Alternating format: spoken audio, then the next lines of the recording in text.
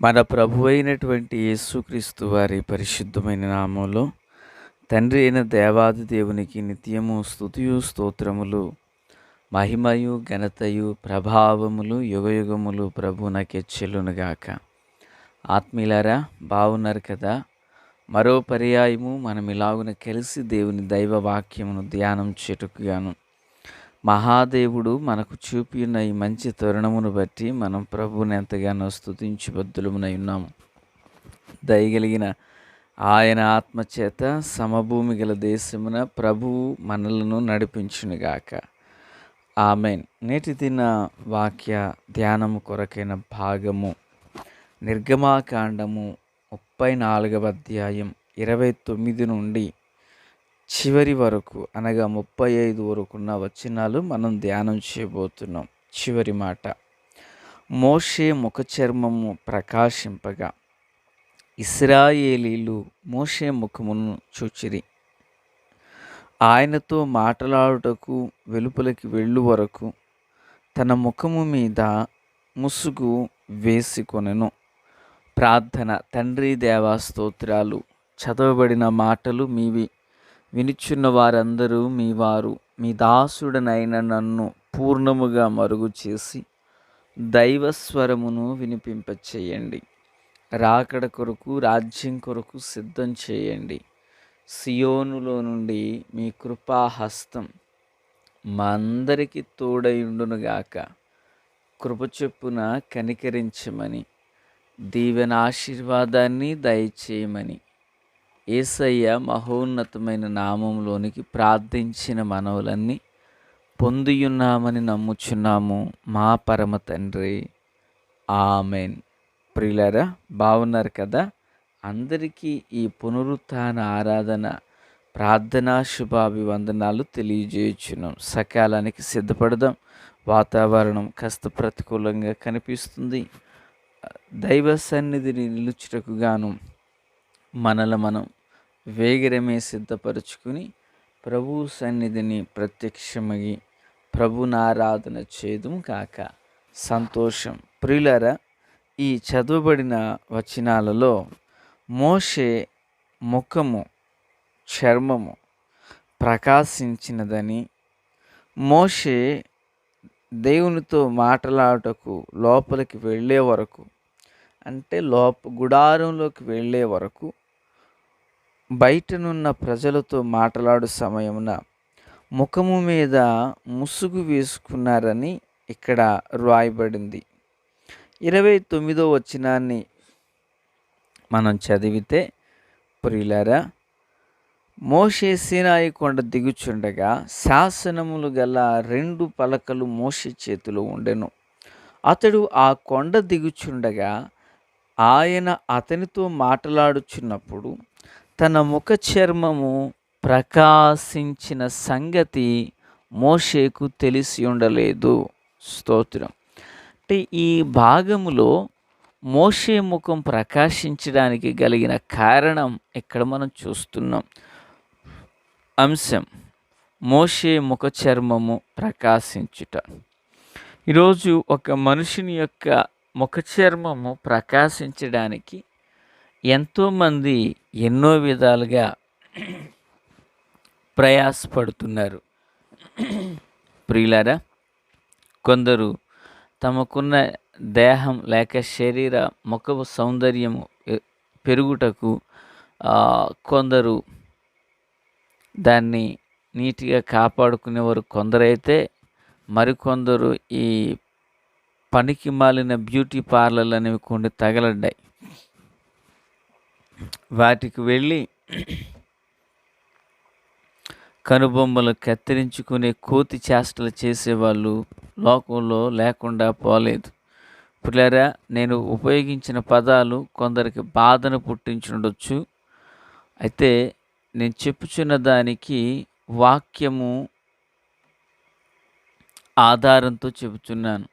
కనుబొమ్మలు కత్తిరించొద్దని దేవుని వాక్యం చెబుతుండగా ఐబ్రోస్, ఈ పనికి మాలినటువంటి చండాలమైన కార్యాలు చేయమని దేవుడు మనకు అధికారం ఇయ్యలేదు కదా, మరెందుకు ఆ పని? కనుక పిల్లరా, వినువార్లారా, నన్ను అపార్థం చేసుకోవద్దని ప్రభువు పేరట మనవి చేస్తున్నాను. ముఖ చర్మం ప్రకాశించడానికి, నలుగురిలో అందంగా కనపడడం కొరకు ఎన్నో విధాలుగా ఈ పని చేసేవాళ్ళు వారిని మనం చూస్తూ ఉంటాం. ఇది దేవుని వాక్యానికి విరుద్ధం. ఆడబిడ్డలకు మగపిల్లల వేషం వేయకూడదు. మగబిడ్డలకు ఆడపిల్లల వేషం వేయకూడదు. స్త్రీ జుట్టును కత్తిరించకూడదు. అమెరికా వాళ్ళు అలా చేస్తున్నారు కదంటే వాళ్ళకి దుర్గతి ఉంటే నీకు అవసరమా? దేవుని వాక్యం అందరికి ఒకటే. దేవుని వాక్యం అందరికీ ఒకటే. అయితే ఒక్కొక్క ప్రాంతంలో వారు ఎదిగిన విధానాన్ని బట్టి వారు నడుస్తూ ఉంటారు. ప్రియులరా, దేవుని మహాకృప మనము శరీరము కప్పబడేటంతగా మనం వస్త్రధారణ కలిగి ఉంటాం. మరో ప్రాంతానికి వెళితే వాళ్ళు అలా ఉండరు. అలానే వాళ్ళకి వాక్యం వేరు కాదు. వారికి మనకి ఒకటే వాక్యం. అయితే వాళ్ళు ఎదిగిన విధానాన్ని బట్టి నడుచుకుంటారు. కనుక వారిని బట్టి ఒక్క అడుగు నువ్వు కిందకు పోకూడదు. మనల్ని బట్టి వాళ్ళు ఒక్క అడుగు పైకి రావాలి. దేవునికి స్తోత్రం. మనం మర్చిపోవద్దు. ఇక్కడ దేవుని వాక్యంలో మోషే ముఖము ప్రకాశించింది అని మనం చూస్తున్నాం. మోషే ముఖం ప్రకాశించడానికి గల కారణం ఏంటి?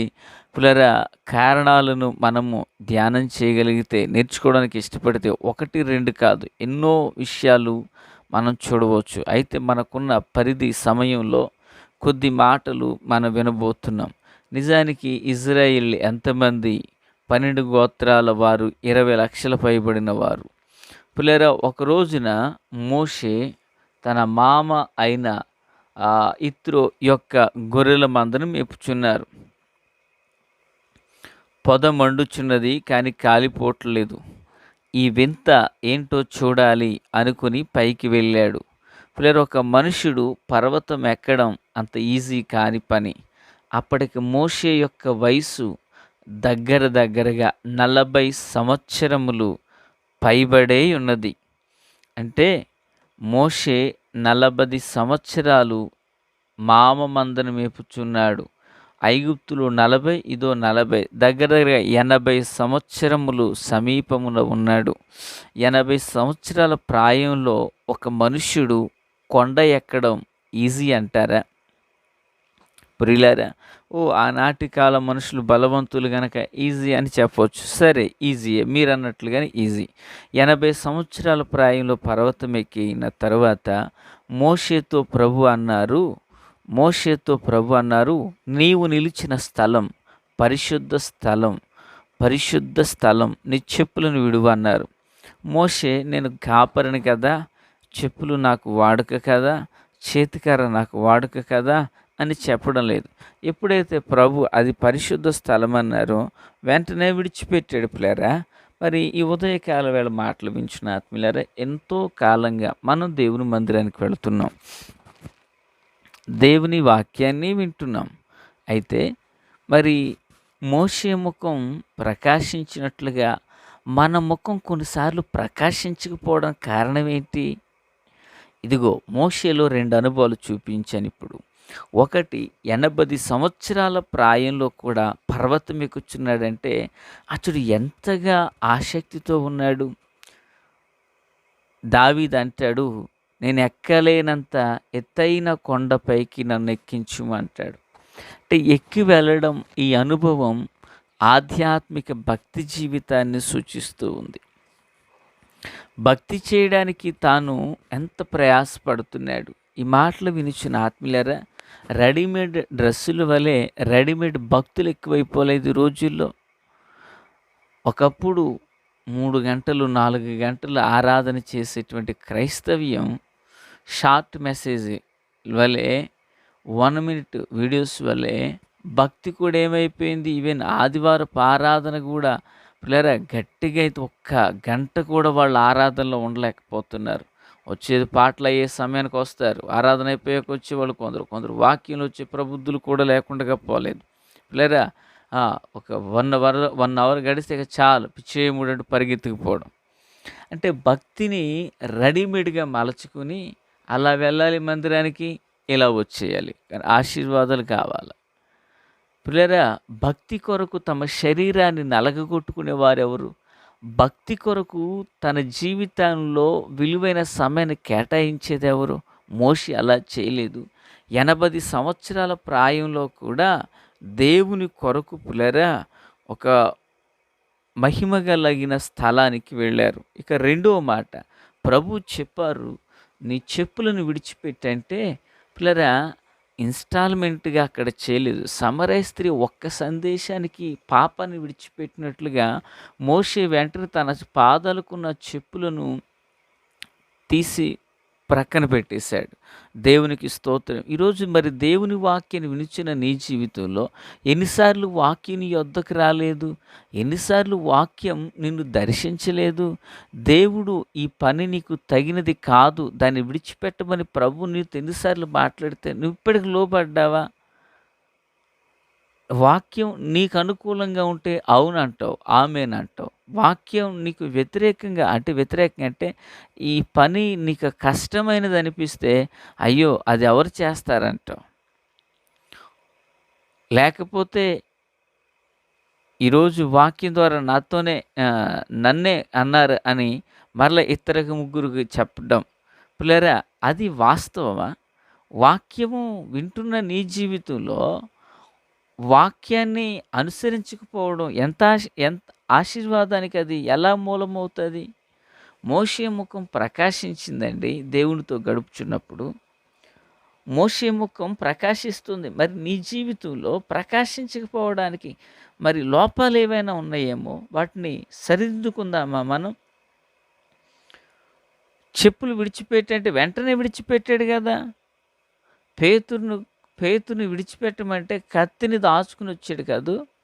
అహరోను విడిచిపెట్టి రమ్మంటే పోగరును దాచుకుని వచ్చాడు కాదు. శపితమైనది ఏది మనకు వద్దంటే ఆనాడు రాహేలు విగ్రహాలు తెచ్చుకుంది కాదు. ఆకాన్ అనేవాడు శపించబడిన వాటి నుండి తెచ్చుకున్నాడు కాదు. దేవుని పిల్లారా, విడిచిపెట్టడానికి వీళ్ళు ఇష్టపడ్డారా? కనుకనే వారి ముగింపు ఎంత బాధాకరంగా ఉందో చూసారా? మరి ఉదయకాల వేళ దేవుని మాటలు వించి నీ జీవితంలో విడిచిపెట్టడానికి నువ్వు ఇష్టపడితే ముఖాన్ని ప్రకాశింపజేయడానికి దేవుడు ఇష్టపడుతున్నాడు. మోషే విడిచిపెట్టాడండి. 40 పగళ్ళు రాత్రులు దేవునితో సావాసం చేశాడు సినాయి పర్వతం మీద. దేవునితో గడిపాడు. దేవుడు ముఖాముఖిగా ఆయనతో మాట్లాడుతున్నారు. కనుక ఆయన ముఖం ప్రకాశించింది. అట్టి ధన్యత మనకు కలగాలంటే మోషే అనుభవాల్లో నడిపించబడుదుముగాక. తండ్రి దేవా స్తోత్రం. వాక్యం అందరి హృదయాల్లో ఫలభరితం చేసి మేలు చేత నింపి నడిపించి మహిమ పొందండి. ఆమేన్.